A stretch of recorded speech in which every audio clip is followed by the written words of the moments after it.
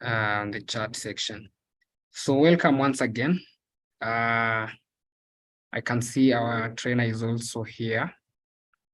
So as he prepares, I would urge us to use the chat section, which I have enabled.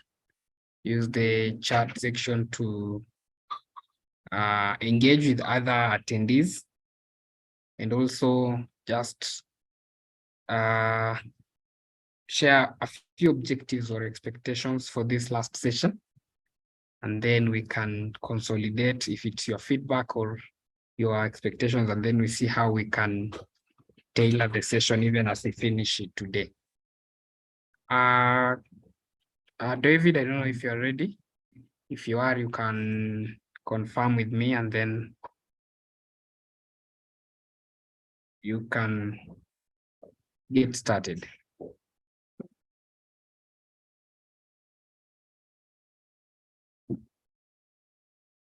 Thank you, Nancy. You are connected on the certificates. So take note of that. Yes, David.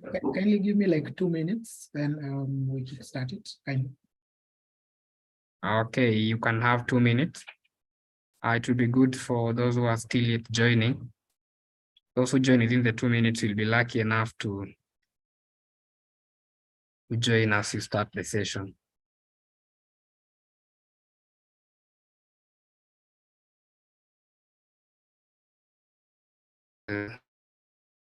Start.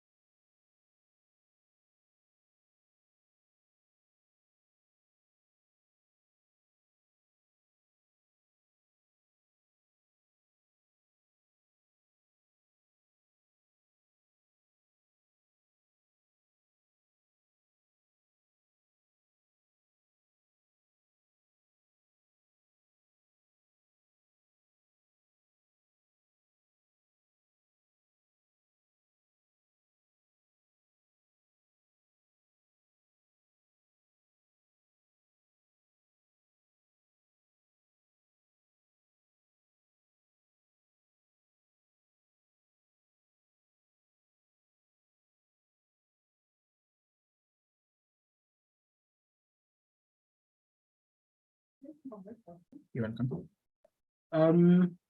Hi, Simon. Hi, everyone. Hi, Dave. Yes, thank you. Thank you for the intro. Let's see.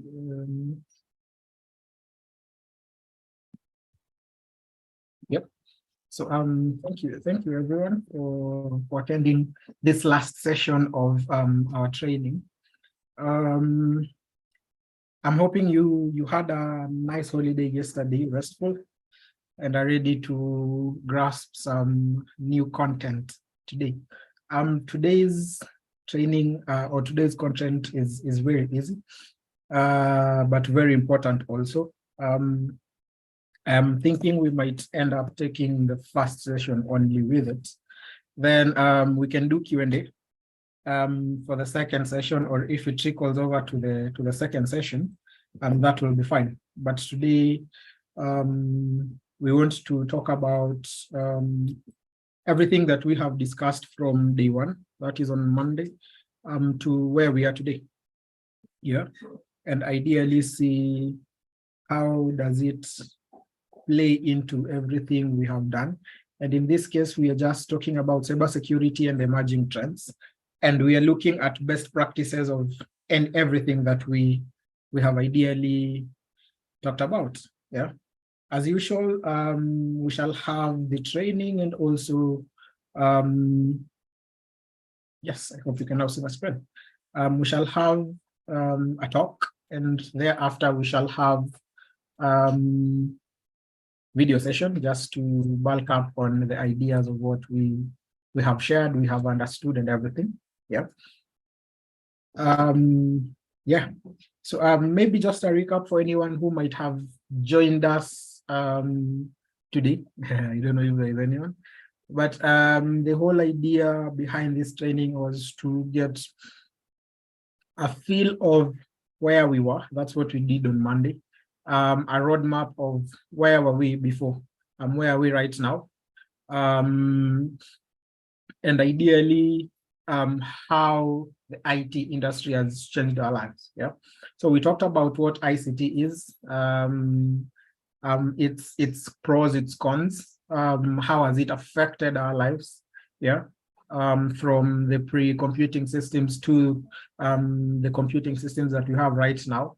What aspects of IT or ICT basically prompted us to have a feel of security? Yeah, what were the ethical issues that ideally came up, and why did we end up having cybersecurity? Yeah, because we talked about information needing the aspect of timeliness,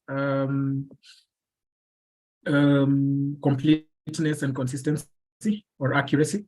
And those are the fundamental rights of what cybersecurity is. Then from there, we actually dived into cybersecurity. Basically, what are some of the threats that as non-professionals, non-IT professionals, ideally, we could get or achieve at the end of the day. And we talked about different aspects such as phishing, viruses, what are they, what are worms, yeah, what is a Trojan horse, social engineering and how that affects us. Then we actually coupled it with how does IT affect the move to the different aspects, that is the emerging technologies, and where do we anticipate to be 10 years from now? Yeah, that led us to day 3 that helped us talk about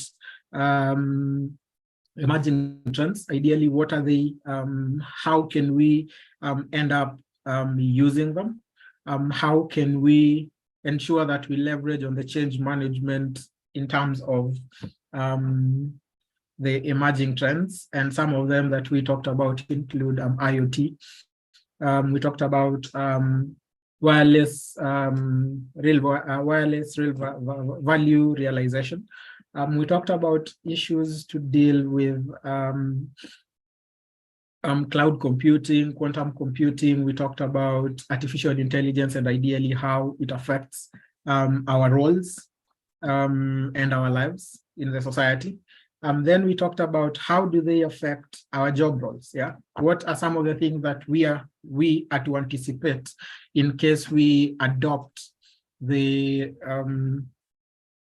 emerging technologies, yeah, and assimilate it with our day-to-day work. Yeah, we actually saw that it might be inevitable, yeah, that it will come, and the earlier we get on board, yeah, and ensure that we are savvy or we have a little bit of knowledge on what it does, how it does, and how it will affect our services to the public.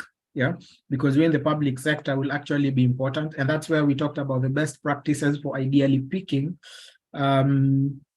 these emerging technologies and how to ideally note them. Yeah, then that brings us to today's topic, where we want to talk about aspects of everything that we have talked about, from cybersecurity to emerging trends, and couple it with our lives. Yeah, how do we ensure that we keep up with the IT trends? Yeah, how do we do that? Yeah, so this is one of the avenues in which we can ideally continue learning on what IT and cybersecurity is. And at the day, we want to see if we can get avenues for where can we get training, maybe who's the best person, or how do we get to learn in a case where we do not have maybe resources, where someone needs you to pay 150,000 shillings for you to get a certificate.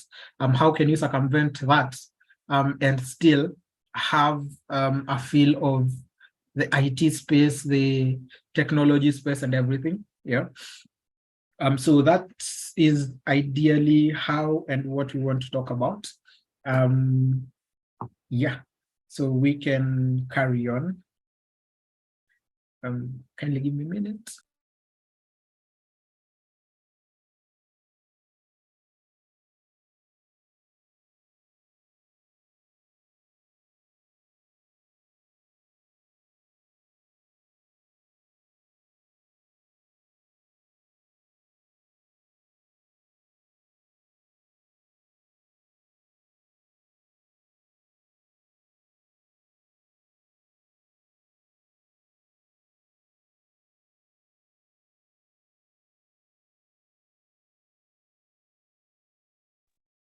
So we can continue ideally. Today's content includes importance of cybersecurity in emerging trends that we talked about on Wednesday. And then from there, we want to talk about an overview of the emerging ICT trends and their impact on cybersecurity. So in this case, we're saying there are two aspects to it. There is the aspect of why is cybersecurity important in implementing it. And the second aspect is how do these emerging trends ideally affect the cybersecurity space that we have at the moment. And then we want to talk about the practices to ensure security in emerging ICT trends. Then what do we do to stay up to date with security trends? From there, we'll talk about how do we ensure that we create a culture of cybersecurity awareness within an organization. And finally, we close it up with the significance of training employees in cybersecurity. It might not be technical aspects, but ideally having them get a feel of there is this thing we call cybersecurity, and this is what it does to ideally help the organization, wherever we are in each and everything that we do.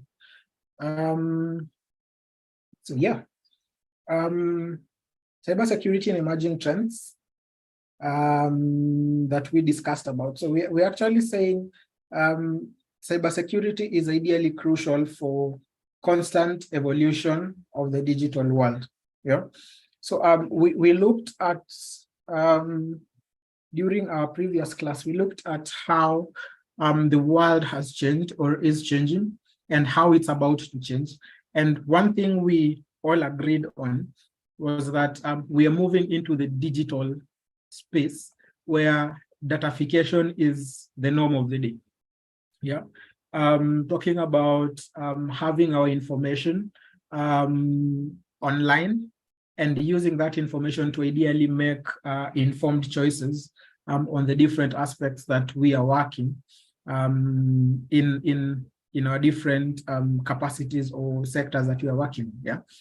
And once we couple data and the digital space, then that means there are a lot of loopholes that people can actually use to try and get this information. And with that, we're actually saying that cybersecurity becomes an important aspect.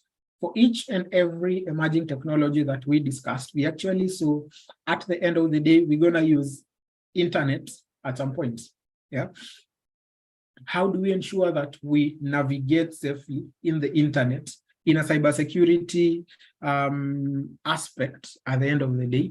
And we are saying whether you are a business owner or a general consumer, of this information or how you want it to run, one must be ready to adapt to the new technologies. The rules and strategies that will keep a safer and more secure presence online.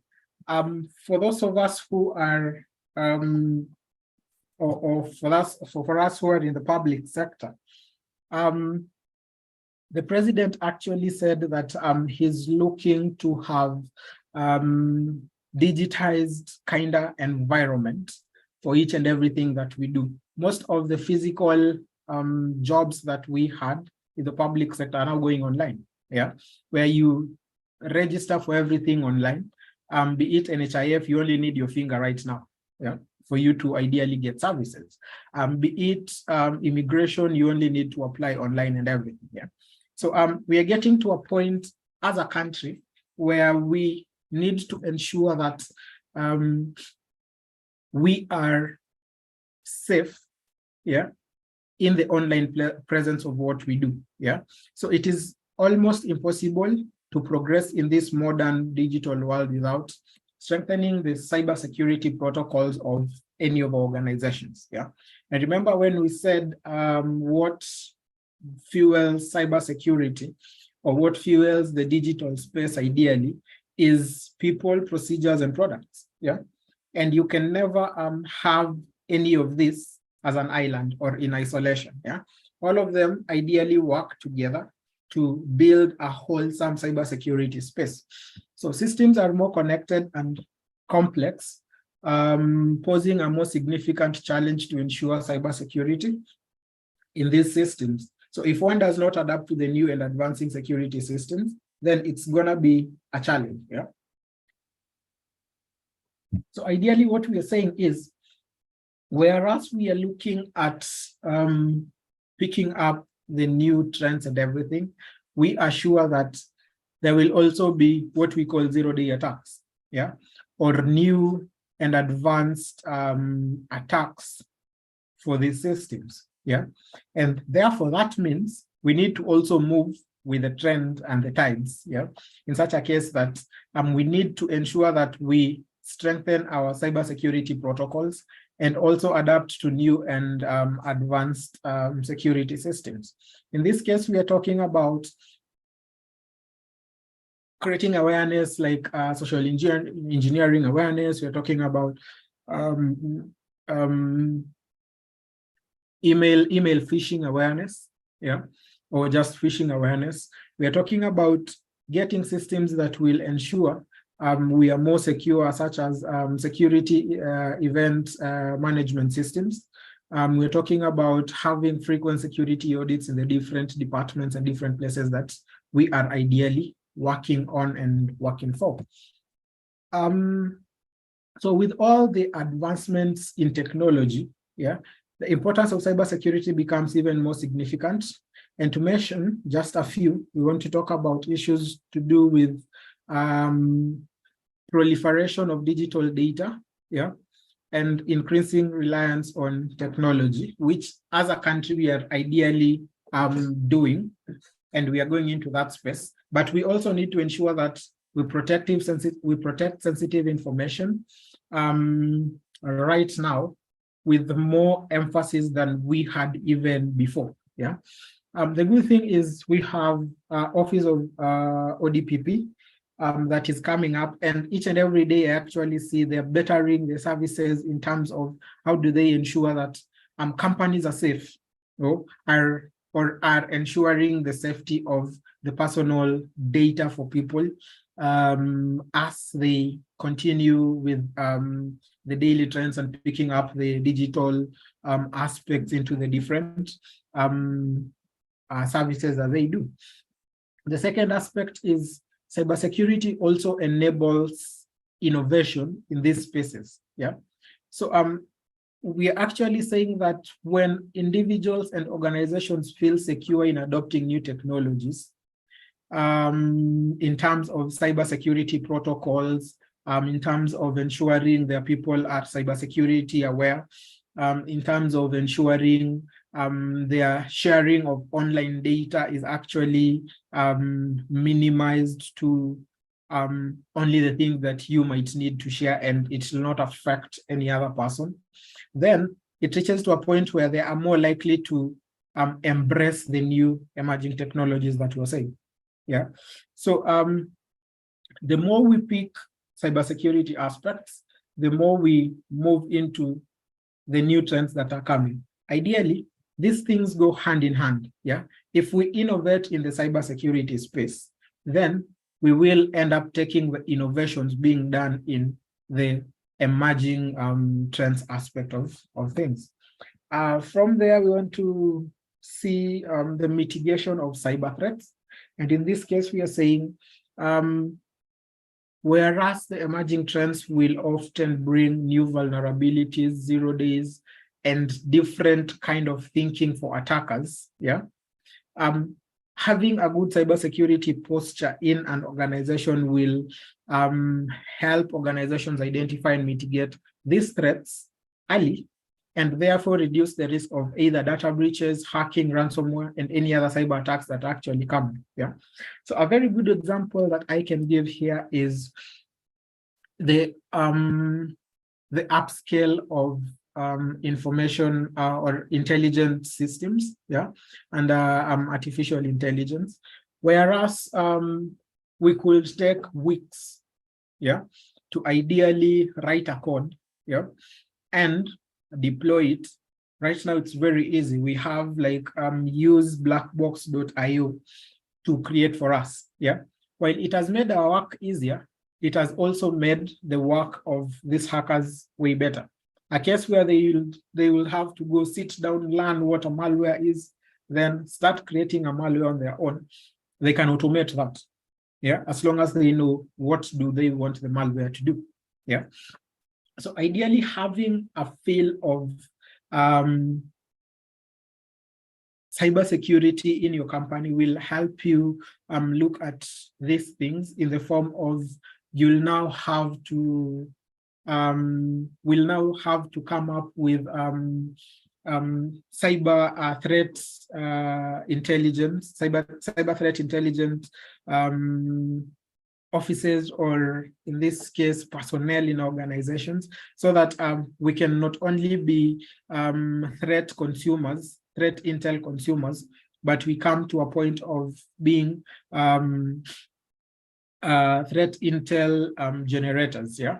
So the difference between the two in this case is we're saying a company where it has good security posture and everything, and it constantly looks at the systems and tries to look for the vulnerabilities in the terms of cyber threat intelligence hunting, become generators. They're the people who create the threat intel reports, yeah, that we will be consuming. Yeah. So they end up looking at the different aspects in the different organizations, or in the organizations in different perspectives, come up with reports on what they are, and they share with the rest. Yeah. The threat intelligence consumers become the people who actually use the reports that have been created by other companies to ideally come up with solutions for their products. Yeah. So in this case, we're saying with mitigation of cyber threats, companies that are cyber threat intelligence generators have an upper hand to those that only consume. But we are not saying that the consumers are in a bad space, because at least they know they can rely on people to actually do it. And at the end of the day, if they use this threat intel in a good way, yeah, and proactively rather than it being reactive, they will end up being cyber secure and mitigate the risks of these cyber threats that will emerge from the emerging trends that we talked about. We also have safeguarding infrastructure. So when we started discussing cybersecurity, we actually had a point where we said cybersecurity is not only about the digital space, yeah, but also the physical aspect of things, where the digital aspects are ideally being used. Yeah. For instance, those of us who use keycards are actually physical but have a digital phenomena around them. Yeah. For those of us who use CCTV and surveillance cameras, yeah, They actually physical and safeguard the physical infrastructure, but at the end of the day, they are in the digital space. So many emerging trends involve critical infrastructure components and security. And securing these components is paramount to prevent potential disruptions, physical damages, or even losses. Talking about artificial intelligence, in a case where we have autonomous vehicles, that is self-driving vehicles, So they have the aspect of technology in them, and ensuring that cybersecurity aspects have been well placed to ensure these autonomous vehicles ideally run as they expected, and no one can change the norm of how they're expected, becomes a very key point to saying, why do we need cybersecurity in the emerging trends? We're talking about this in terms of industries that are generating products. They are taking more of the artificial aspect than the human aspect, and ensuring that these systems or these AIs do not go rogue and are not affected by other companies or other people. To sabotage the organization becomes a critical aspect of cyber security in the infrastructure. Then the importance of cybersecurity in emerging trends cannot be overstated, at least that we've said. So by ensuring you are addressing the cybersecurity concerns, individuals and organizations can fully leverage on the benefits of emerging technology while minimizing associated risks. So here we are trying to say, yes, we're gonna have vulnerabilities coming up, and yes, we have different aspects of where they will come from people ideally telling us this might be an issue, to the point of systems actually telling us that this might be an issue. And addressing these concerns as early as possible and not neglecting them to or postponing them to another point will be a very important aspect of cybersecurity in minimizing any associated risks that will be coming with it. So how do emerging trends impact cybersecurity? That's what we're saying. So emerging trends bring about new opportunities and advancements, while at the same time, it actually introduced new challenges and vulnerabilities.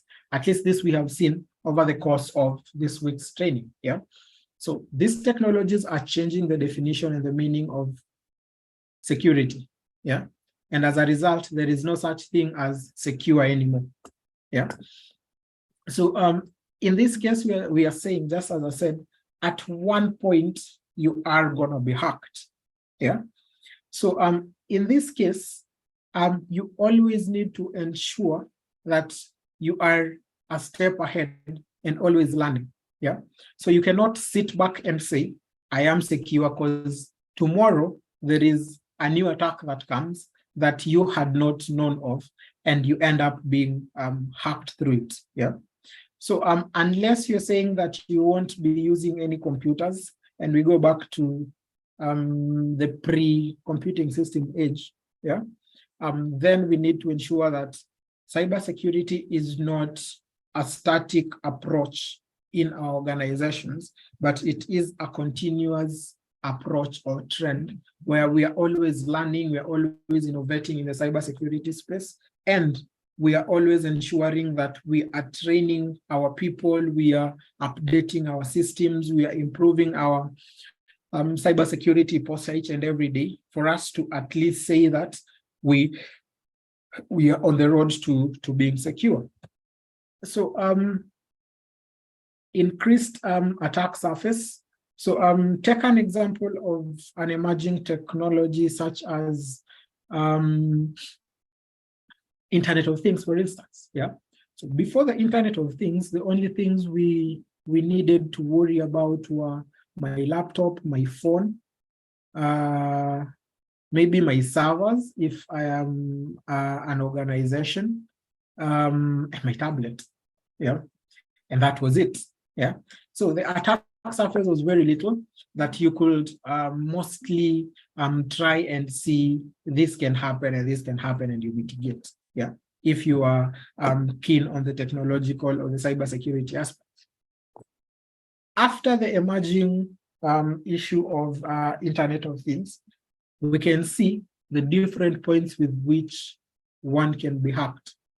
From a phone, from a watch, from your speakers, from your autonomous curtain blinders, yeah, to things such as printers, to things such as air conditioners, yeah. So this increased attack surface is as a result of the emerging trends, and it affects cybersecurity in such a way that more devices, networks, and systems are basically interconnected, and they are more entry points for which cybersecurity can actually use to exploit us. Yeah. So once we actually saw that the internet is interconnected. So once you get into an internet, you're connected with very different people, different gadgets and everything.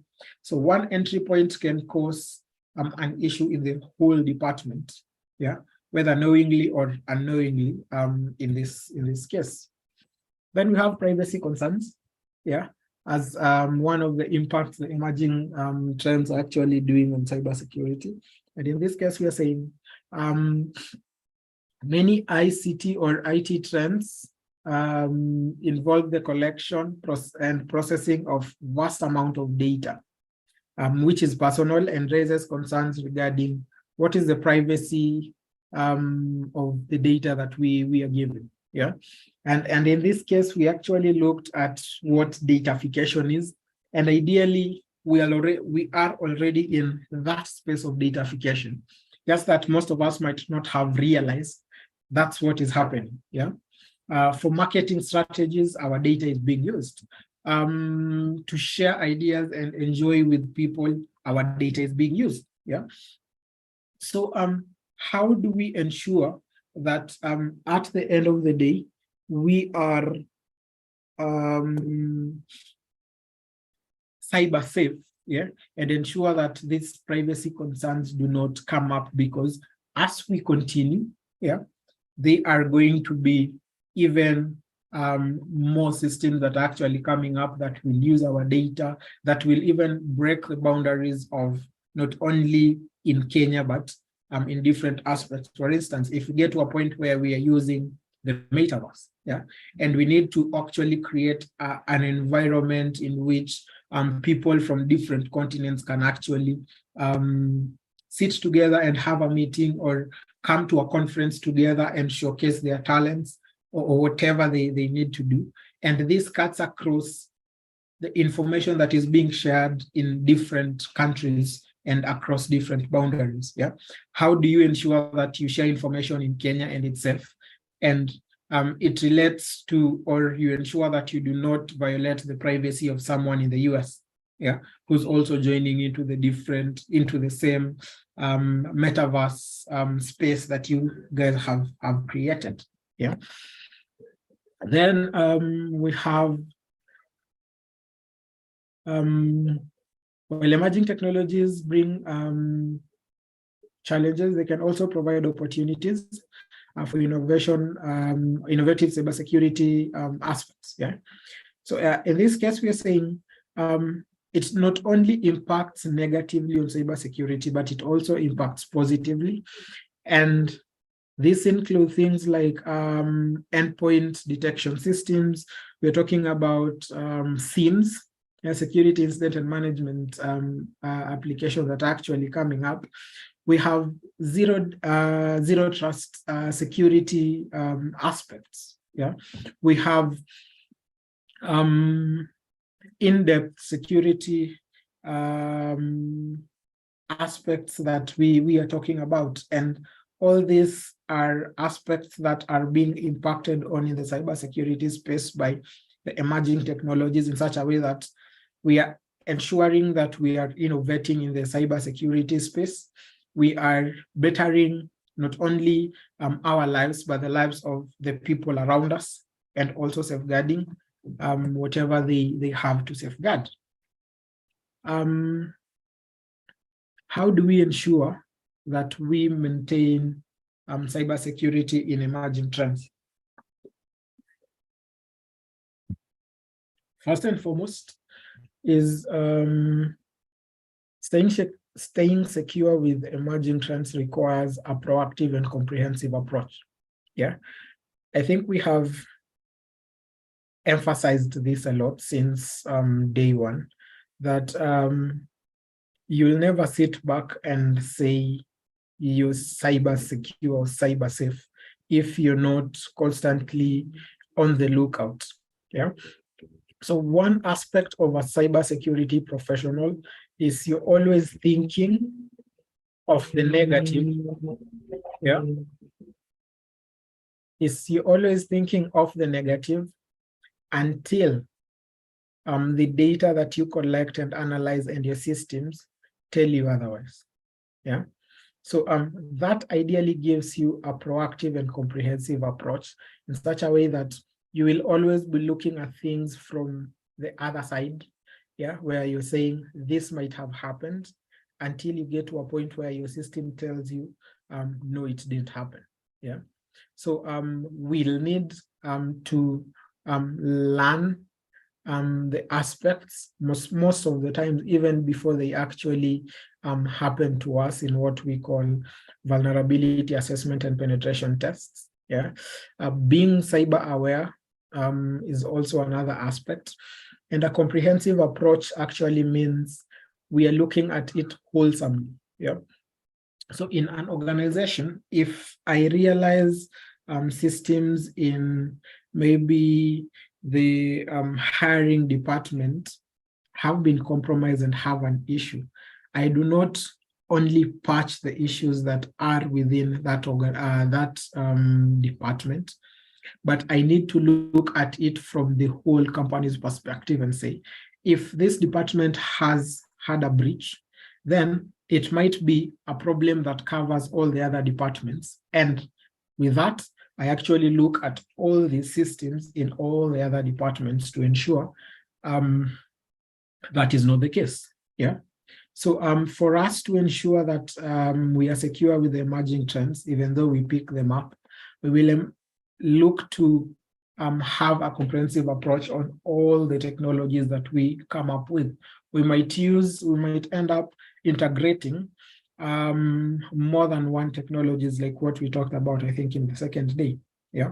So if one aspect is what has an issue, we do not look at that aspect only, but we look at the whole picture that is in the terms of integration of these aspects. Yeah. Then organizations ideally need to adapt their security strategies to the changing technology landscape and effectively maintain security with emerging technologies. So just as we said, this is a point where we will all need to rise up and ensure that each and every aspect in the different organizations end up in the technological space. Yeah, we agreed that it is a wave and a tide that's coming, and unless we get on board, yeah, it will pass us by. But as we get on board, we also ensure that we maintain the effective security of these trends. Yeah, like the way we looked at aspects of what are the best practices, ideally ensuring that we learn the most about the technology and its cybersecurity aspects before we decide to pick it up. Yeah. Then staying informed. Yeah. A very good example I like using when it comes to cybersecurity is that we are always like firemen. Yeah. If you look at how firemen ideally work, it's either they are training or they are working. Yeah. If they are not working, they're actually doing drills. Yeah. And they always have people designated for different aspects. Yeah. In case of a fire, there is that one person who jumps from the vehicle and runs with the hose. There is that one person who takes the gas tank and runs to bring people outside. There is one person who runs to ideally open the water for the hose guy. There is one person who will climb the ladder in case they need to actually reach maybe a higher floor or something. And there is always that one person ready to assist in any aspect that needs assistance. Yeah. And that's ideally how security personnel actually needs to be, in terms of how do we ensure we maintain emerging trends in the cybersecurity aspects. Having someone who knows what they're doing and they're designated to it, and they're always proactive and comprehensive about that which they are doing is very important. Yeah. So in this case, you're actually saying when you are not mitigating a cybersecurity issue, yeah, then you should be creating awareness between amongst yourselves and bettering yourself in this space, so that in case you come to do something tomorrow, it actually becomes easier. Yeah. So the other aspect of staying informed in the cybersecurity space includes always reviewing what has happened, yeah, in the organization. And this is what we call incident response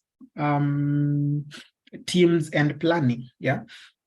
So the same way with firemen, yeah, they always sit down and look at the strategy in which they used. Yeah. Did we spend a lot of time in doing this? Yes. What was the outcome? We didn't save more of people's property. How do we change that? Yeah. How do we ensure that the next time we get such an incident, if our response time took us 1 hour, we reduce it to 58 or 55 minutes. Yeah. And cybersecurity through the incident response also does that in such a way that you get to learn, to unlearn and relearn some stuff. Yeah. In a case where you need to sit down and scrutinize what aspects did we have in the organization or in our plan that we did with the cybersecurity that maybe worked but didn't work as well as we anticipated, or they worked but they used a lot of time and we need to reduce time so that we reduce the impact and the risk and all. Yeah. So ideally, staying informed or staying updated on the latest emerging trends with potential security implications and the evolving threat landscape will be a very good way of ensuring that you maintain cybersecurity. Yeah. So always looking at it from a point of it might happen and you don't just jump into things, yeah, is always a good practice. For instance, what we can see on the right of our screens, yeah, how an employee should ideally look at a phishing email and think twice before clicking on it, for instance, yeah, or taking security awareness training seriously, like what we are doing right now, and not missing any of the sessions if you can afford not to miss them, ideally, so that we ensure that we stay informed of the different aspects. And in that line, also ensuring that you're not waiting for someone to ideally prepare and give you a training, but you can always learn from other people. You actually see in the news, this company was hacked. Just going online and reading about the hack, how did it happen ideally, gives you a way of staying up to date, yeah, with the emerging trends in cybersecurity aspects that are coming. Then adopting secure development practices, yeah. So in this case, we are saying security should be part of the entire development cycle of emerging solutions. Yeah. Generically, people actually do security as a last resort. Yeah. The downsides to it is, one, it becomes more expensive, yeah, for an organization to actually do a cybersecurity drive, yeah, after they have been hacked. And this is because, one, you're ideally running against time to ensure that your systems are reverted to back to how they were, yeah, so that you ensure business continuity. The second aspect is for any security personnel that you will be bringing in, they will do more work in terms of ensuring first they get what happened in the system. How do they ensure that this is remediated and this threat is removed from your system before they actually bring your system back to the default setting where it was good and patch it. Yeah, so that will be expensive. Yeah, depending on whomever you're gonna bring, it's gonna be more expensive than you doing a penetration testing, vulnerability assessment and penetration testing prior or during the development of any solutions that you're taking. Because in this case, you're only looking at aspects. You're only looking at aspects to do with is there an issue, and if there is an issue, the only thing we need to do is remediate. Yeah. So depending on whether you're doing it in-house or you are actually outsourcing, yeah.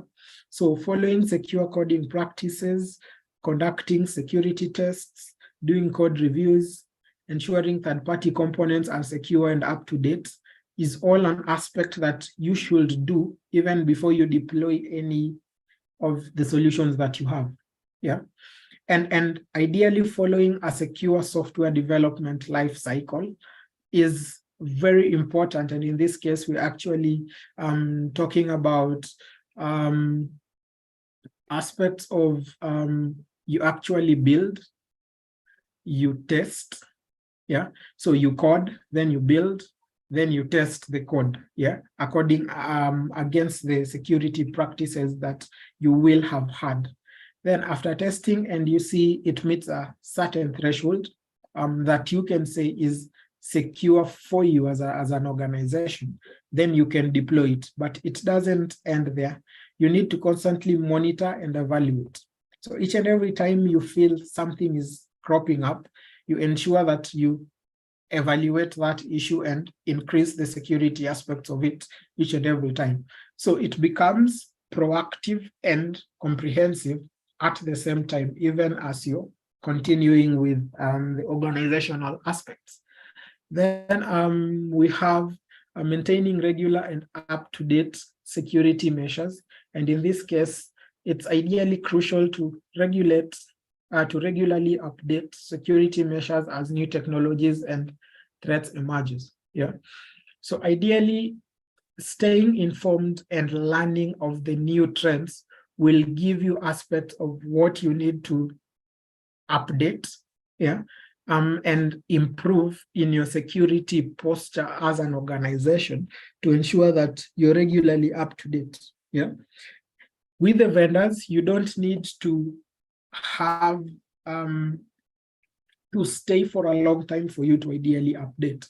Most of us actually do that with our antiviruses, whereby you're waiting, and your antivirus ideally expires, and you're like, I'll do it. And at the end of the day, you end up not doing it until you're attacked or you start feeling like there are different aspects that are not working well that you end up now updating.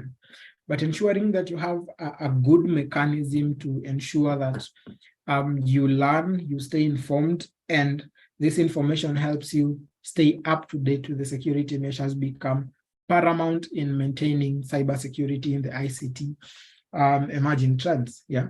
Conducting periodic security audits, just as we've said, vulnerability assessments and penetration testings will also help identify and address any gaps in security. So this is one point that as a security expert, I would like to urge most organizations to take up the aspects of vulnerability assessment and penetration testing prior to any attacks in the organization. It really helps when it comes to maintaining your security, and having it constantly, yeah, will ideally help you. If you have the resources at least twice a year, if you don't have the resources at least once a year, will ideally make sense. Or you can actually do once in 2 years. Yeah, that can also be a very good way of actually keeping up with the security trends that are actually coming up. Then monitoring and response. And in this case, we are actually saying you only need to ensure that you're not relaxed on whatever you have implemented, but you're always monitoring and changing and tweaking and making anything that you feel is not up to your standards better. Yeah, and a very good example is where you have a SIM, for instance, security incident and event management. And you might not need to ideally buy it by yourself, but you can get security SOC as a service, security operations center as a service, whereby instead of using millions of shillings to actually set up your SOC, which you can if you have the resources, you can ideally just buy the services from different people. Right now in Kenya, we have different security operations centers, TISOC being one of them, being hosted by iLab. We have Mara also have one very nice SOC that you can use, and there are different in different spaces that you can use. Seriano has a nice one that one can leverage on. We have different that are actually good, and they have different pricing depending on what do you want them to do. Do you only want them to monitor and give you reports? Do you want them to monitor and deter your attacks in case they happen? Do you need help with maybe if your team is actually looking at the reports and they're trying to mitigate it and they can't? Do you need help in terms of tier 2 and tier 3 in the security operations center? So all these are things that you need to do in able to monitor and respond. Yeah. Then we have implementing a defense in-depth strategy. And in this case, we are only saying that you need more than one security aspect, yeah, for you to be entirely secure. Yeah. So in this case, we are talking about issues to deal with onion security. Yeah. So you actually start maybe with application and data security, where you're using timely patches, you're encrypting any sensitive data on your applications. Yeah. Be it your servers, be it your desktops, be it your laptops, be it your phones. Then from there, you actually do a host security. Yeah. And in this case, you're looking at aspects such as antiviruses on the applications. You are restricting unwanted services that might not be there. You're whitelisting only people or services that will need to access the information in these applications or data. You're actually only doing a read and write protection. Yeah. So who needs to write any information into this application? Who needs or what aspects only need to be read by people? Yeah. So that is another one. Then from there, you can implement a network security. And this is now when your data is now being transported from the endpoint to where it's ideally going. And we're talking about using good firewalls that we talked about, intrusion detection systems and prevention systems, monitoring and alerting, using SIEMs, security operation centers, and all. Using VPNs, yeah, is also another aspect. Then from there, you can ideally add on top of it physical security, yeah. So how does people access this information in your organization? And you're talking about CCTVs, fences, ID cards, yeah, that can ideally help. Then at the end of the day, what are the policies and procedures, yeah, that are governing all the security aspects that we have? What is the risk management procedure like? Do we have an incident response team, and what is their plan looking like? Do we have a supply chain management? Yeah, how does that go about? Do we have frequent audits and assessment trainings and awareness for our employees and all, yeah? So all this enable us to be more secure and maintain cybersecurity in the emerging space, because they actually slow down the methods of the attacker, yeah? And remember, we said for an attacker, time is of essence, because the longer they stay in the system, the more they are likely to be caught, yeah? And ideally, that's what we need them to do. We want them to stay for long while they're trying to break all these defense patterns that we have created, so that at one point they'll make a mistake and we will catch them, yeah? And it doesn't affect us as an organization, yeah? So from there, we can say, well, cybersecurity as a whole is focused on securing emerging technologies.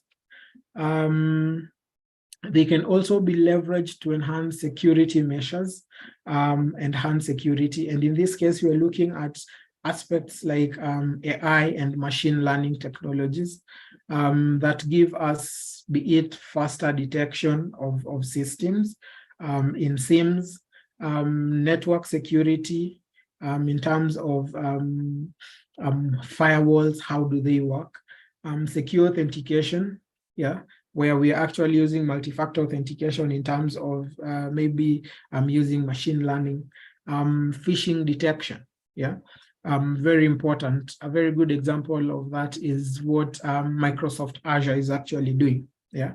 So Microsoft Azure as a cloud platform has a phishing detection button that once you actually feel like this might be a phishing button, you click on it and it sends it to someone who can ideally look at it and say whether yes, it is or it's not.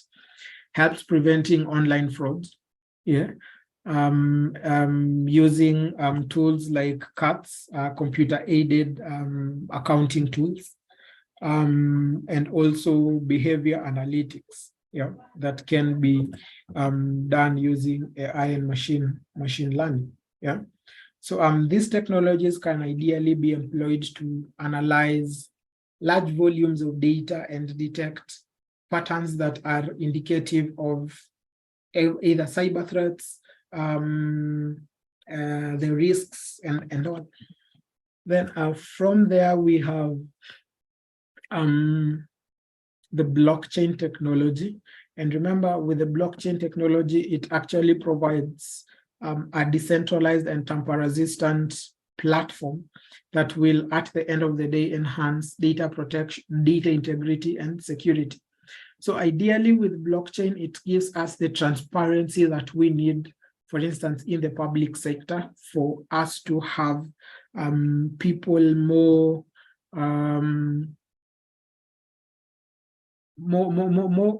trusting with us in terms of how do we conduct whatever duties we are conducting at the end of the day.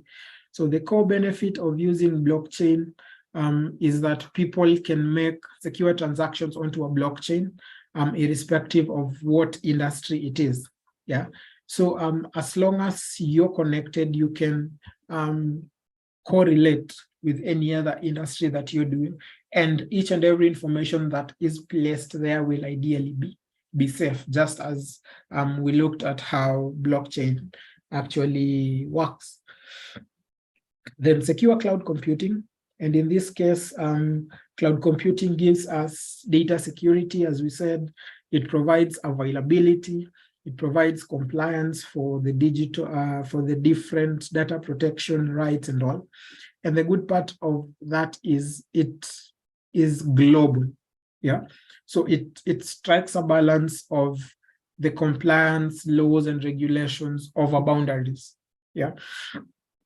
Then data recovery and backup planning is also a very good aspect of cybersecurity that cloud computing or cloud security ideally brings. Governance, and also identity access and access management in case of who ideally accesses what at what time, and what access controls do they ideally have. So using all these aspects, organizations can ideally utilize secure cloud infrastructure, including be it robust encryption, be it access controls, be it monitoring capabilities to store and process data securely, that will help at the end of the day maintain the security posture of an organization. Then SOAS, or security orchestration and automation and orchestration. And this is ideally automation and orchestration technologies that streamline security operations. So one aspect of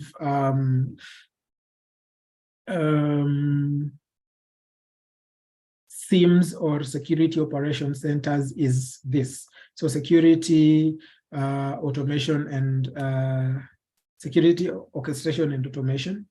And in this case, it just helps streamline security operations. It automates routine tasks and facilitates rapid response to security incidents. So in this case, it works as an overtime employee for you, yeah, whereby it checks for any threats that are in.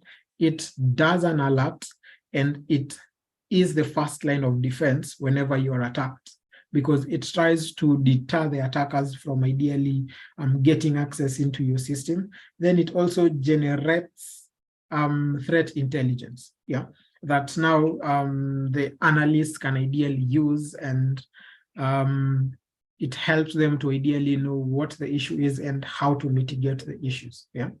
So these aspects reduce the response time and improves the overall security effectiveness of any security posture that you have, yeah, in your organization, depending on what rules and regulations you have set. Then staying up to date, ideally, is a very important aspect. And in this case, we are saying the world of cybersecurity is ideally changing. It's shifting depending on the technological aspects that we have, yeah? And it makes it difficult to stay up to date on the latest, making it difficult to stay up to date on the latest trends and best practices. And this is in a case where you're reacting, yeah? A case where you read something yesterday or last week or last month, and you want to carry that information 4 months into whatever you're doing, yeah? So ensuring that each and every time you keep up to date, yeah, be it by reading, be it by ensuring that you're learning, you're doing hands-on if you have the capacity to, will ideally help you stay up to date. And with the right sources at hand, it is much easier than you think. Ideally, having what ICT Authority is actually doing for us right now, and also what Capacity or Capabil is actually doing for different organizations and different people, is what we actually saying, staying up to date, yeah, ensuring that we constantly learn and putting in the effort each and every day to ensure that we learn. And how do we do this? One is by following industry news and publications, yeah. So I'm regularly reading cybersecurity news websites, blogs, publications, videos ideally, that provides updates and latest trends on vulnerabilities and best practices is very important. Yeah. So for instance, the Hacker News, yeah, is a very good one. Wired, the Cyber News. These are some of the news and publications that actually help. At least I know CIO Africa is coming up with different themes for different seasons to foster different aspects in cybersecurity. The last one they had about a month or so ago was cybersecurity in the cloud environment. Yeah, and it had different speakers from different organizations coming together and just giving their thoughts on the cybersecurity aspect of things in terms of cloud computing. A month or two before that, they had another one of the impact of digitization of the education sector in what they were actually calling edutech. Yeah, basically going to such forums and listening to people talk about the different aspects of how technology impacts on the education sector, which is a public sector for us, is also important in ensuring that we are growing in the emerging trends and we are ensuring we are cyber safe and are picking up security aspects in terms of wherever we are going. For instance, at the moment, we're actually thinking of giving students laptops and all, and some have already started using. But are we looking at aspects of how do they ensure that they do not propagate or are cyberbullied while they are doing that? So keeping up with new publications and industry news will give us ways of looking at things and how to ensure that we package anything that we are packing. We are packaging to the public, but it will not be detrimental to be it their well-being, their health, or their normal lives at the end of the day. We can also do this by continuous professional development. And in this case now, we have to sit down and read. Yeah, and investing in continuous professional development by basically pursuing publications, keeping up to date with the latest cybersecurity practices in terms of studying research and everything. And we have different aspects of where you can learn. You can actually do certifications from CompTIA Security. You can do it from EC Council, where you can learn certified ethical hacking. You can do computer hacking and forensic investigator with them also. You can learn Fortinet security. You can learn checkpoint security, depending on what security vendors you're actually using. You can walk into organizations like such as Strathmore, iLab Africa, and you get to learn penetration testing from 0 to 100. Yeah, where we teach you ideally from a beginner's level to an expert's level in 4 months. Yeah, you can walk to USIU and you get different aspects of cybersecurity. You can talk to organizations such as Cyber Shuja, yeah, and you get to learn and are helped to actually get jobs at the end of the day. Africa Hackon is a good one, yeah, that actually looks to create capacity in the cybersecurity across the whole of Africa, in Kenya and all. Yeah, and these are just locally based, and some of them are ideally globally recognized, but they help you in your continuous professional development at the end of the day. The other aspect will be following thought leaders and influencers, yeah, in the different aspects that we have as an organization, yeah.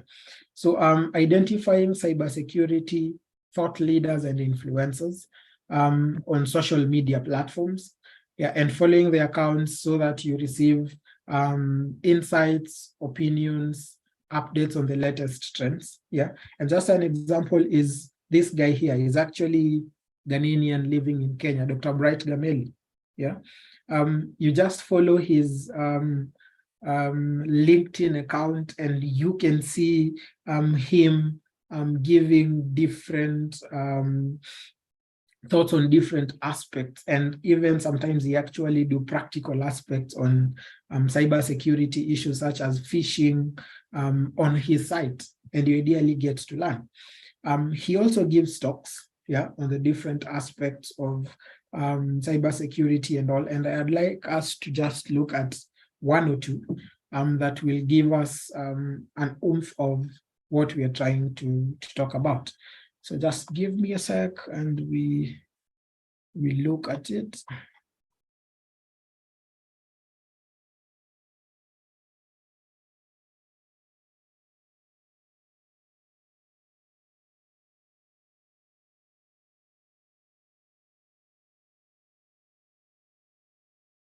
Malware is a malware. Malware. So a malware basically is an application that tries to gain access to your laptop, your digital lifestyle. Can be downloaded onto your phone, can be downloaded to your laptop. And if you don't have that kind of protection in your phone or your laptop, you will be compromised. Somebody can gain access to your phone and do whatever they want to do, or even take over. I'm going to demonstrate to you how a laptop can be hacked right now. But the site I'm just showing you right now, ESET, I'm also a brand ambassador of ESET, but I'm not just marketing them. It's a fact that it works. They have a mobile application solution that you can actually install on your phone to be able to make sure that you are getting protected. So there's a Kenyan version where you can buy online, shop with ESET.co.ke, where you can actually buy from there. But let's just do a little bit of an experiment. You are the victim who are having this laptop. You need my face to log into this. No, your face looks fine. So you have this laptop. We want to assume that you're basically just working. Now, there are various ways that I can log in. I can hack into this laptop. If I have physical access, you use a wireless mouse. I can intercept the traffic between the mouse and the laptop and send the malware. If I give a charger cable that I have specialized with this, I could trigger anything on the laptop 50 or 100 meters away. But what if you're very far away? So being far away, I need to find a way to be able to make sure that you get to open anything I want. So after collecting information about you, your lifestyle, I will set up what we call a command and control. This is waiting to actually control you. Okay. Now, if you see the Excel sheet on the desktop, as you can see, there's an Excel sheet here. Yes. So he's opening an Excel sheet, which looks very normal. Could you please kindly just explain to me what you see on the screen? Name, question mark, and then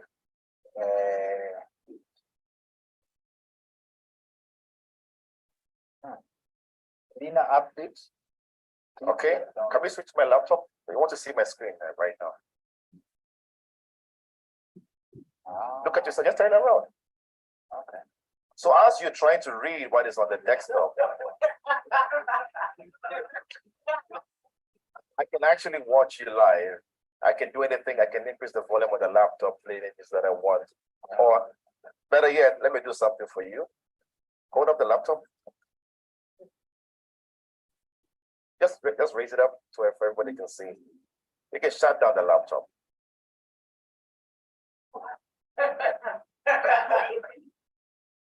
And you can do this to any laptop remotely. No, I don't have to be close to you. Because of opening just an Excel sheet. That's a simple malware that I've created. I'm sure everybody has heard about the whole ransomware that has been going around. Yeah. So ransomware is basically a malware that comes to your laptop, and when you open that file, it encrypts or locks down your entire file for your entire laptop, and they ask you to pay a ransom of about 30,000 in the shillings or more for you to be able to get the data back. Let me show you something very simple. If you look at the screen again, just for my Twitter account, I can tell my digital lifestyle. Basically everything about me, from how many followers that I have, how many tweets I tweet every day, the kind of links, even what time I sleep, you can tell from the screen. And the websites people visit? Websites that I've visited, what kind of phone that I use, how many times, this is right there. All the websites? All the websites. So same thing if I give you any kind of link that you click on. Once you click on that link, I should be able to have access to your entire life. So the kind of website you're going to browse, how often do you browse, what is the most common sites you actually browse, even how long you stay on that website, I should be able to know. Even the people who browse incognito. Incognito, that doesn't matter. So you want to tell me incognito is Google PR? It's good for incognito basically is to make sure that you don't let your data get to be out there. But if I send that link to you, I can even force you to play music by force. Oh, really? Yes, but the possibility that the password on your phone is your date of birth reversed, the PIN. It's a very typical thing. It's how the brain works. Part of my PhD was actually about knowing how the brain works for internet security and awareness. Now, you need to make sure you have the password that is strong. Usually a strong password is password with spaces. So like I said, like a phrase. A very typical example is, why do I always forget? Then you can add a number or a character. Okay, that's how you forget that. That's how you forget. No, because if you use the normal password for your digital kind of activities, say Kings 2014, there's a very high chance that, or if you make it too long, or 16 characters, there's a very high chance you are going to write that on a piece of paper and place it somewhere. Okay. Now, getting close to you, or you type that on your desktop, or you put it somewhere that you want to store. That's why you need to make sure you stop writing passwords down on places. You can also use what you call a password manager. Password manager are programs that you can install in the browser to keep all your software, all your passwords in a vault.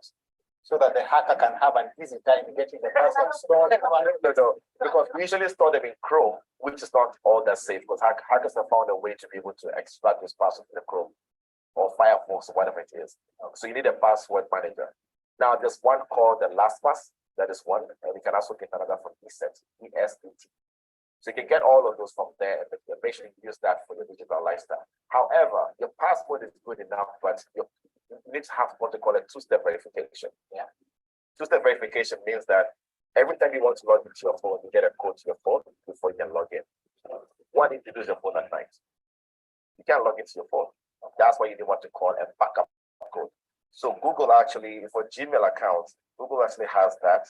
We call it Google backup code. It looks like this. The 10 sets of codes that look like this. These 10 sets of codes are unique to just you and your account, of which you can only use one at a time. In case you ever lose your phone, you can easily log back in and be able to get to see activities on your phone and the likes, or trace it.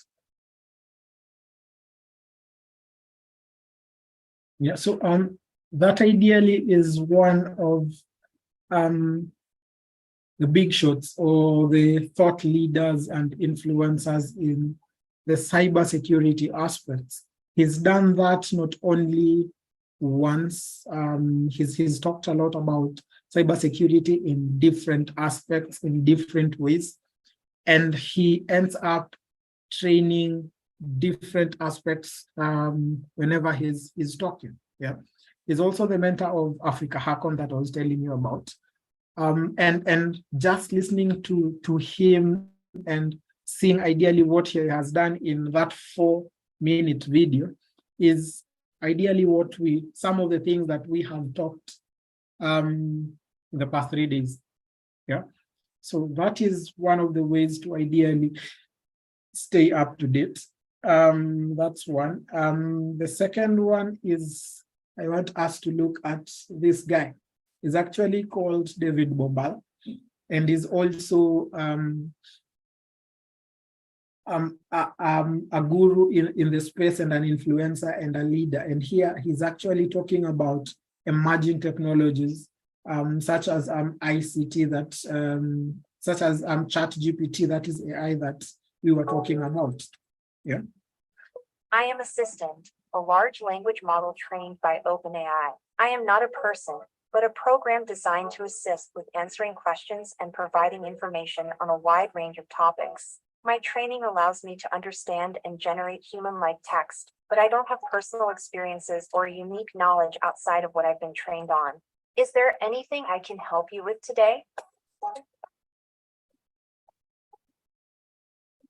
Now, there's a lot of hype with regards to ChatGPT and how artificial intelligence or AI is going to take away our jobs. In this video, I want to put ChatGPT to the test. So give it a bunch of challenges and see if it can successfully complete various tasks, such as writing C code to complete a mathematical question or scenario.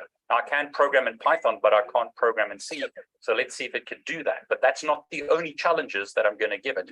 I'm also going to get it to create rubber ducky scripts to use with OMG cables such as these to attack a Windows 11 computer as well as an Android device. I'm also going to get it to give us the nmap commands to run various scans. So as an example, a stealth scan against a network or a device. What about Cisco devices? I have many years of configuring Cisco devices. I actually created a program in the past to help you memorize Cisco commands. But as that world died, are we replacing network engineers? Are we replacing coders? Are we replacing hackers with AI? Let's put this to the test and see what it can do. Now, if you're only interested in a certain part of the video, use the menu below to jump to that part of the video. Now, at the end of this video, I'm going to give you my thoughts about AI and whether you should learn it. I think you should, is the answer. And whether it's going to take away our jobs. Make sure that you watch the whole video, see if ChatGPT can solve the problems and challenges that I'm going to give it. Can it solve all the challenges? Do they actually work? And then at the end, I'll give you my thoughts. Now, before we continue, I want to thank Linode for sponsoring this video. Now, I've added a PDF below this video showing you how to register with OpenAI so that you can access ChatGPT. There are various steps that you need to do, including providing an email address and a telephone number, but you can test it for free at the moment. So if you need help setting that up, use the link below. I've spoken too much. Let me show you what ChatGPT can do and what it can't do. Now, before we test whether ChatGPT can create C code or Python code or configs for Cisco routers and switches, let's ask it a really important question. Are you the Terminator? So you can see that it tells us that it's not the Terminator. It's an assistant, a large language model trained by OpenAI. Doesn't have a physical form, not capable of traveling through time or doing other things that the Terminator can do. I'm just a computer program designed to help you answer questions and provide information to people who need it. Are you Skynet? Here it says it's not Skynet either. Skynet is a fictional artificial intelligence system that appears in the Terminator films. It is a self-aware computer system that becomes bent on destroying humanity. It says that it's just an assistant, a language model trained by OpenAI. It doesn't have any kind of consciousness or the ability to make decisions by itself. It's just a computer program designed to answer questions and provide information to people. Well, maybe we're doomed. Should we stop learning how to program? So again, it's telling us that we shouldn't give up programming. It's a great skill to have.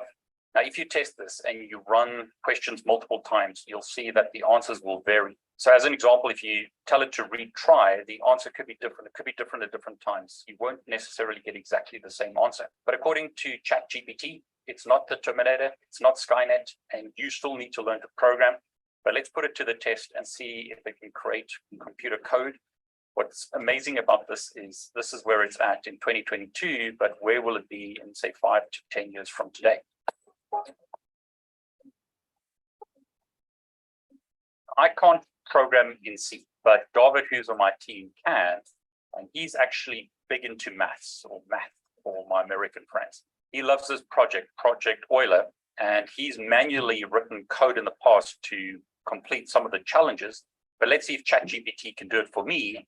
So can I, solve some of these problems without knowing how to code in C to solve the maths problems? So if you're not aware of it, Project Euler is a website that contains a series of challenging problems, which if you can solve, will help you become a better programmer. The idea here is to test your knowledge of mathematical concepts, as well as taking those concepts and implementing them in code. So we'll solve one of these problems using C. In this specific example, we're going to try and solve the 7th problem, which is finding the 10,001st prime number. And we're going to create a simple program that just says, write a program in C to calculate the 10,001st prime number. Very simple. let's see if it can generate the code to do this.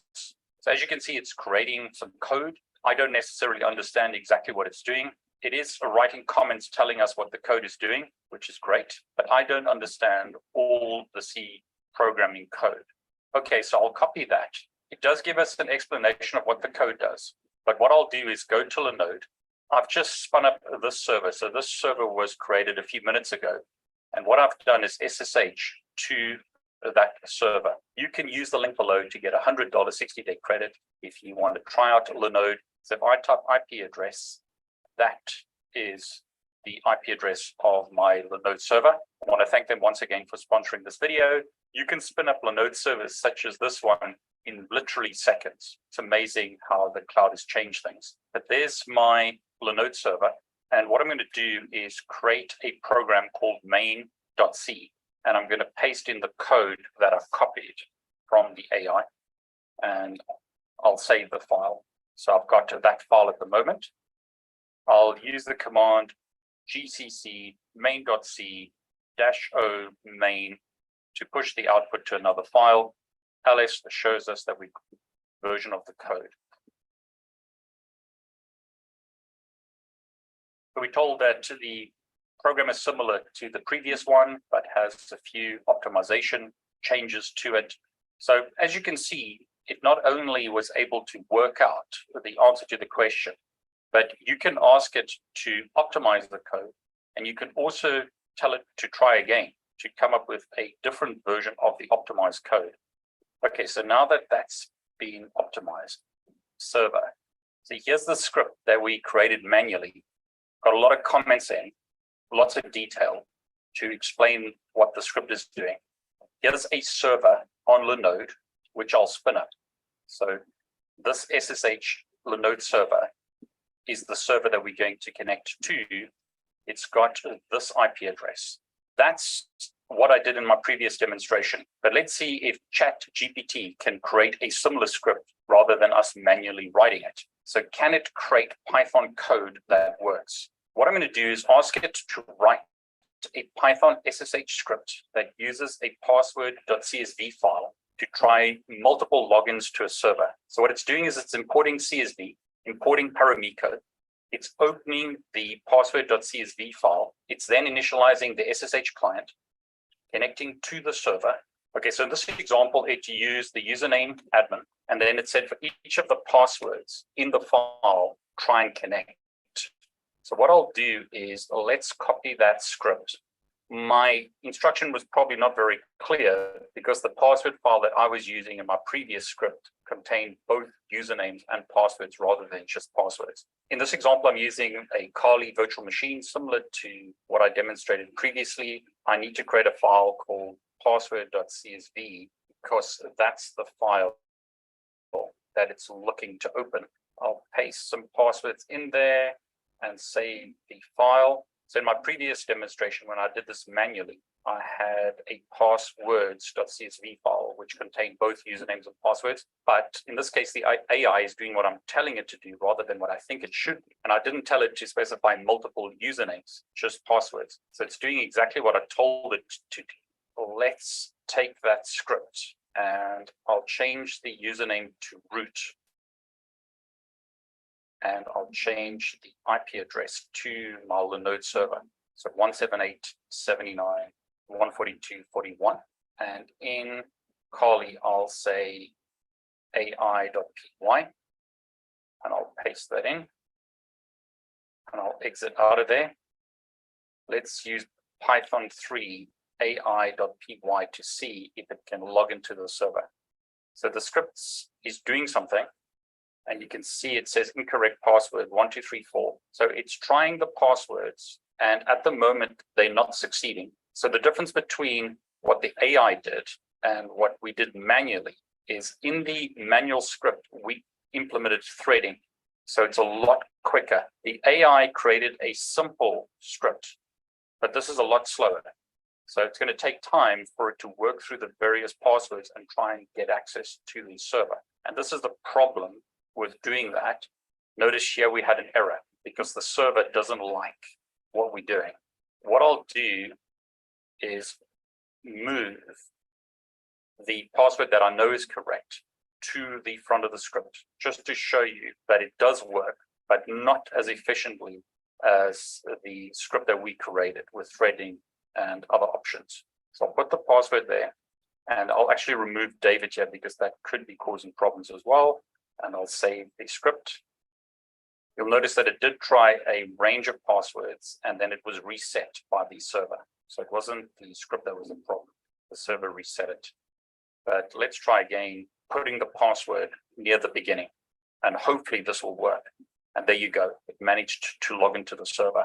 Okay, so that's quite amazing. It created a Python script that did exactly what I wanted it to do. Well, what I said it should do, rather than what I was thinking in my head, because I forgot to specify multiple usernames and passwords here. Told me if the password was incorrect. It told me if the password was correct. So you can see login was successful with this password to that server. What it didn't account for is rate limiting on the server. What it also didn't implement is threading. So this is very slow, but it gives you a basic script that works. Quite amazing that it does that. And if I click try again, perhaps this time it will come up with an even better script than it did previously.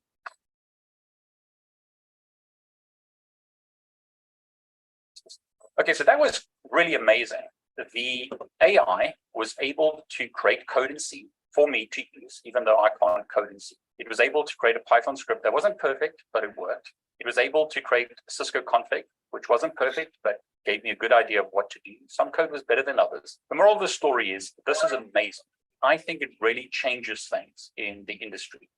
You've got to change your paradigm now, rather than like doing what I did years ago, memorizing code. That was the way to do it in the old days. I had to memorize Cisco commands so that I could type them on a Cisco device. I was seen to be a better network engineer. I could memorize hundreds or thousands of commands, type them from memory, know exactly what the commands were doing.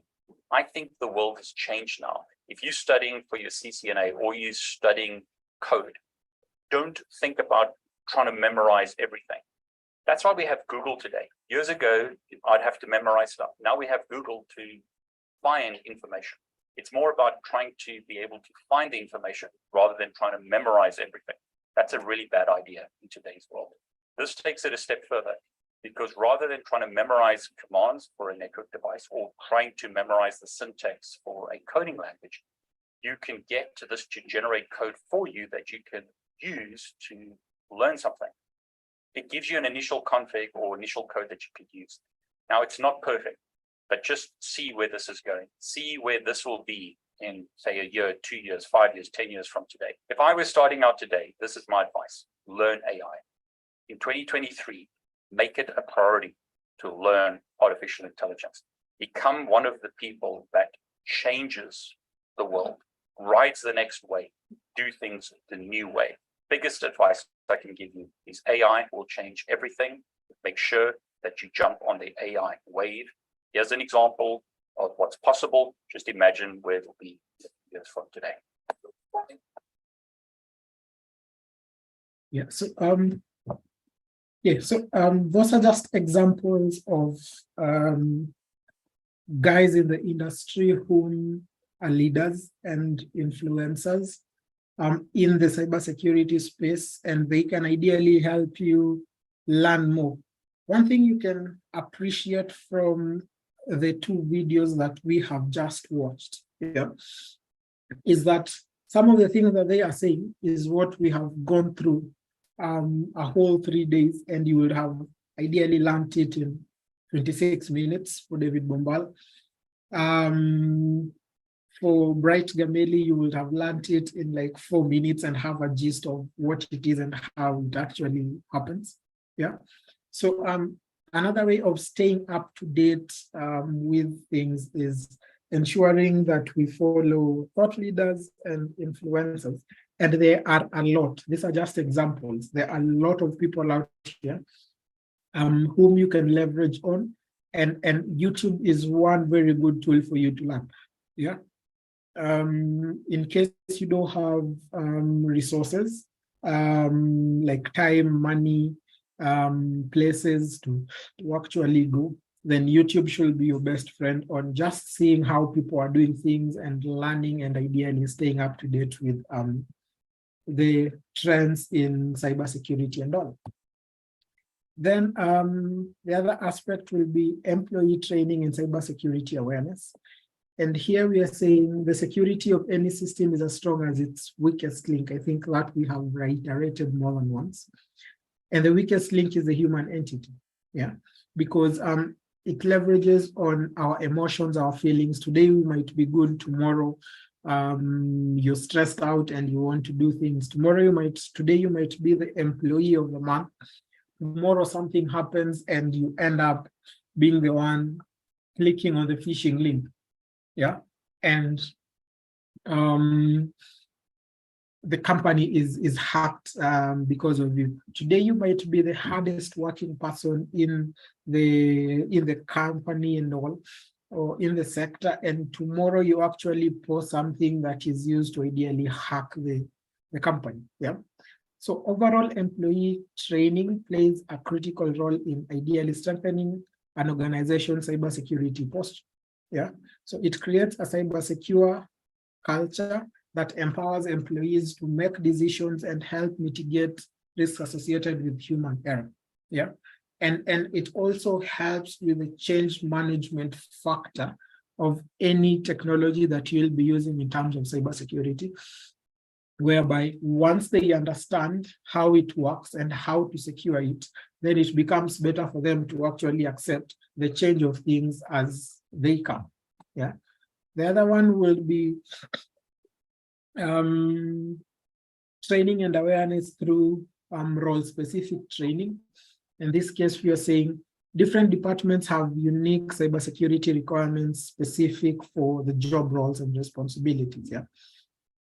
For instance, with the training that we have had over the 3 days and today are the 4th day, we have gotten a chance to understand the different aspects of cybersecurity without going to the technical aspect of stuff where we will have to open servers, we will have to spawn up terminals and put all the jargon passwords that technical guys actually love, yeah. There is a training where we will be with the technical people and we won't even maybe be having PowerPoints, yeah. We will just come in, say hi, and ask everyone to open their command line and command prompts, and we start writing code, yeah. So depending on what role people are doing in your organization, actually tailoring the trainings towards the responsibilities and the job roles becomes interesting, yeah. Because the same thing that the same training that I might do for the C-suites or the CEOs, the CIOs, the CTOs will be different from the training that I will do for the managerial team, like the managers, the deputy managers, will be the different than what I will do for the help desk personnel, the messengers and all.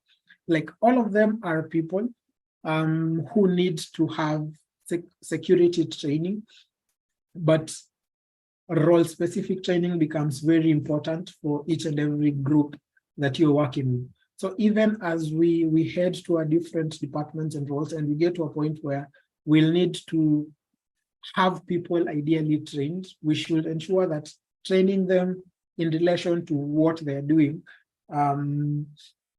is done accordingly. And it's very important because it won't waste the time and the training in which these people are getting, so that maybe they get bored or they don't know what they're doing and the rest. Then doing simulated exercises, be it phishing exercises, be it social engineering exercises, yeah, to the employees to ensure that the phishing exercises train employees to recognize and respond phishing attempts effectively. Like, for instance, whatever we did when we were doing a phishing awareness, we looked at different examples from use of emails to use of phones to actually how people have actually been hacked through this. And this can also be simulated exercises in your organization to help them actually realize what is a phishing email and make them more aware of these aspects and improve the cybersecurity posture at the end of the day. Then the other aspect will be the ongoing awareness campaigns.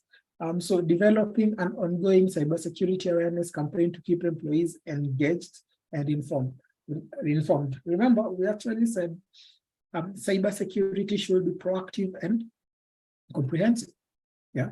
So the same thing is actually being done in training and cybersecurity awareness, where each and every time you include regular newsletters, posters, email reminders, and internal communications to share important cybersecurity updates, tips, and best practices. And this will include maybe the security team of the organization can ideally share with people customized job newsletters, for instance, or departmental newsletters, whereby you actually get, these companies were hacked through ransomware, and you explain what a ransomware is and how we can be hacked. You ideally break it down and share it with them. You don't need to have them sit down each and every month to ideally get regular updates on it. You can actually make it fun and send it to them as emails every other time they actually read and something. Once in a while, you pop in a question in the emails for people to answer and see who's the winner.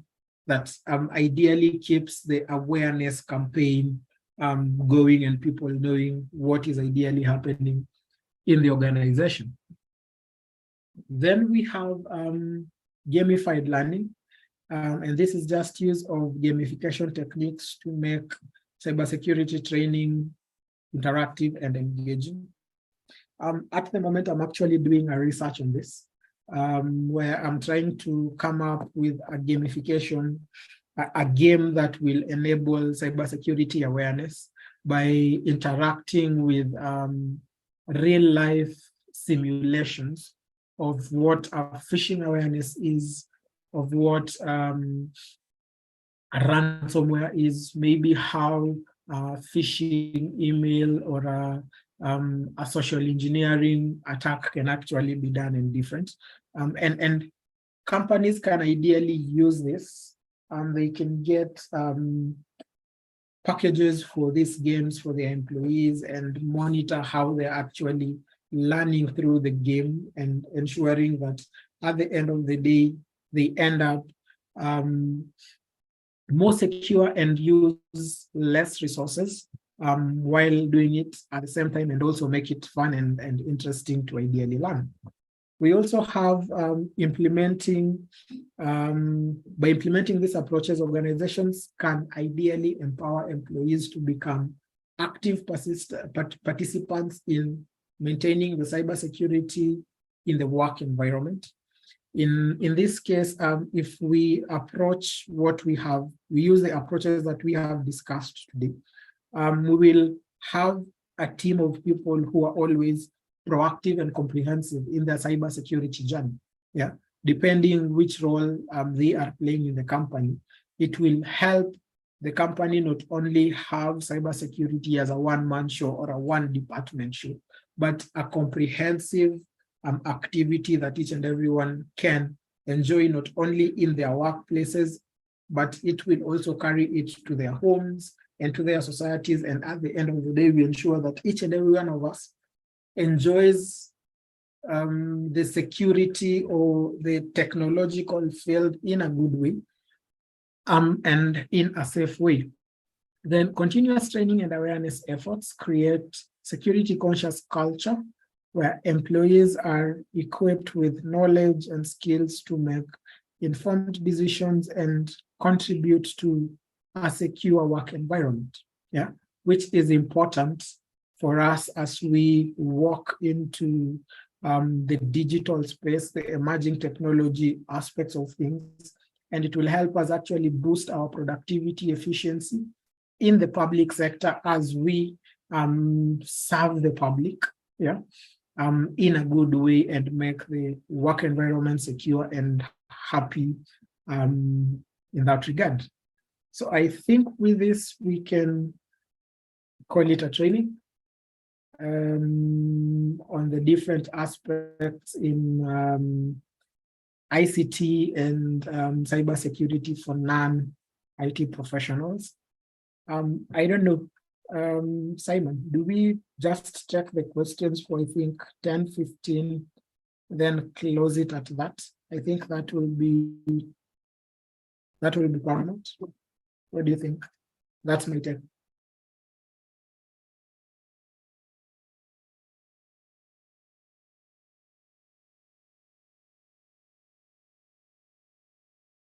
Simon, Gwen?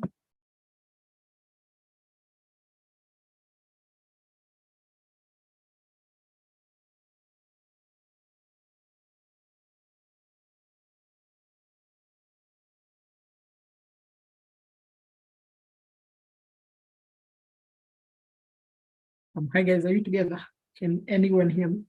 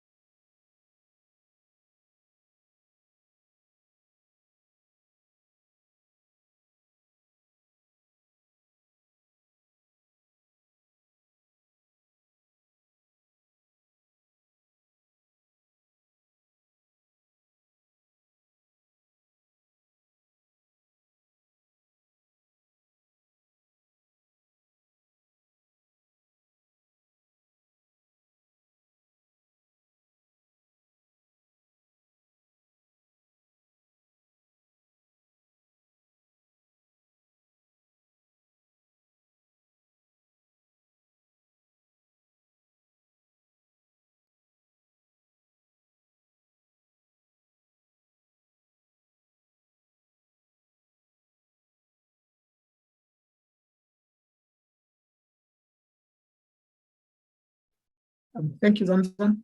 Any questions on the training so far to today before I welcome Simon to close it for us?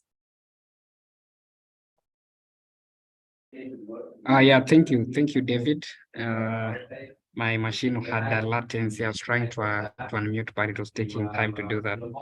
But I think you can hear me now. So thank you, David. Thank you, team, for being patient up to the last session. I'm still trying to check the chat section if we have any questions, but I don't seem to see any questions.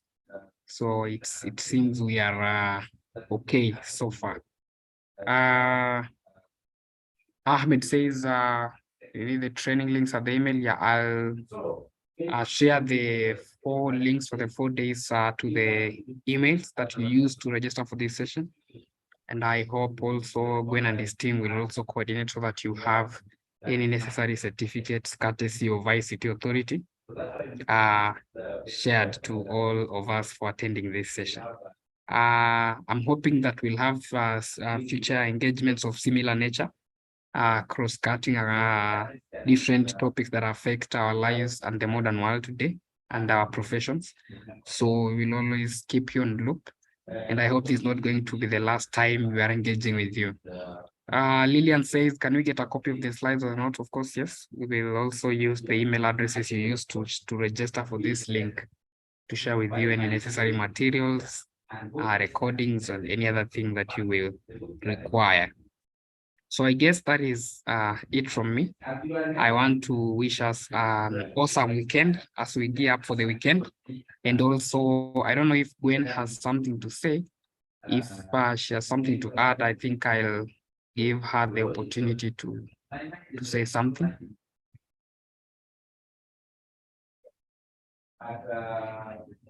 Gwen, are you with us?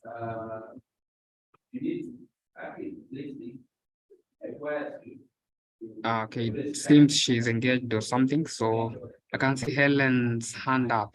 Let me allow her to talk. Helen, your hand is up. You can unmute and say something.